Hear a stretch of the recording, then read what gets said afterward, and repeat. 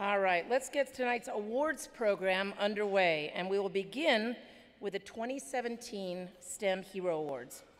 These military and civilian honorees undergo the competitive HENAC award selection process and stand out as the highest rated military nominees in the categories in which they were nominated.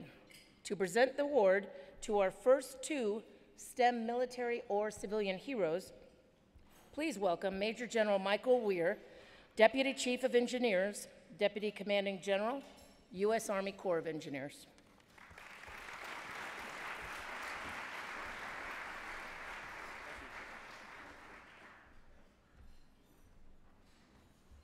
Again, thank you for this opportunity to recognize two civilians in this case that have served within the Corps of Engineers. It is truly an honor in the sense that it is worth defending what they bring to our nation, and the fact that it is in fact relevant no matter it be natural disaster or some of the nation's hardest challenges. Again, on behalf of the men and women of the U.S. Army Corps of Engineers, it's an honor to be here today. Representing them in the 2017 HENAC conference.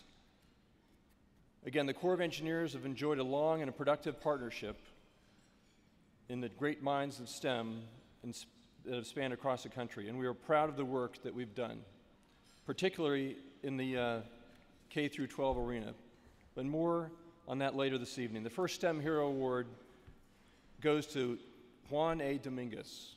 Again, their stories represent many of the stories we have within the Corps of Engineers. In his 25 years within the Army Corps of Engineers, Mr. Dominguez has been a true steward of the Keystone Project for the Los Angeles District, the Santa Ana River Project.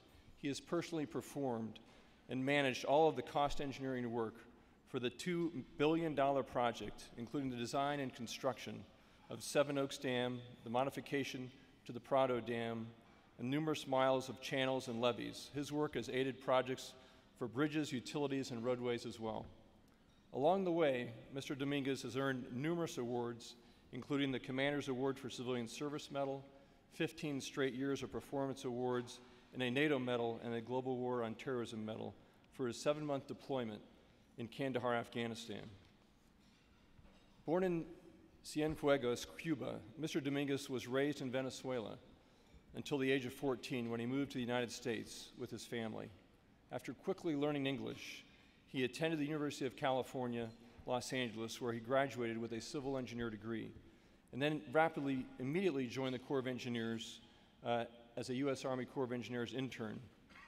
Mr. Dominguez has been a valuable member of the Corps ever since.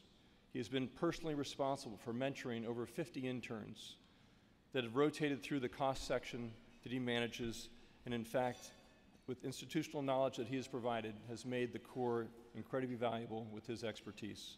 So friends and colleagues, please join me in welcoming Mr. Juan Dominguez to the stage.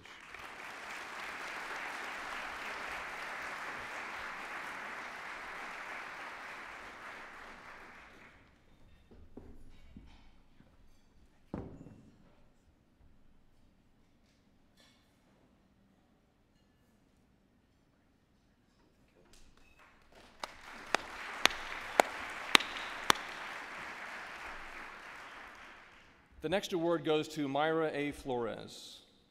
Ms. Flores bears an enormous amount of responsibility in her role as the civil engineer and operations manager in the U.S. Army Corps of Engineers District in New Orleans. The safety of everyone, literally in the flood zone of the Mississippi River in New Orleans, depends upon her work as part of the Inspection of Completed Works project team. A critical part of her job, in fact, involves participating in the annual inspections of completed flood control and hurricane protection projects for proper operations and maintenance. This is an increasingly important role given the number of the severity of storms and unpredictable nature of our hurricanes. Ms. Flores' work with the Corps of Engineers has encompassed managing major projects worth over $84 million, including the Calcasieu Lock Replacement Study, the Inner Harbor Navigation Channel Lock Replacement Study, and the Mississippi River Levee Flow Line Inspection, only to name a few. As a native-born New Orleans of Nicaraguan heritage, Ms. Flores attended the Edna Carr Magnet High School and went on to the University of New Orleans. What's most interesting, though, even while she was earning her degree and was earned a spot on the dean's list, while still an undergraduate, she in fact joined the Engineers Without Borders of the United States of America.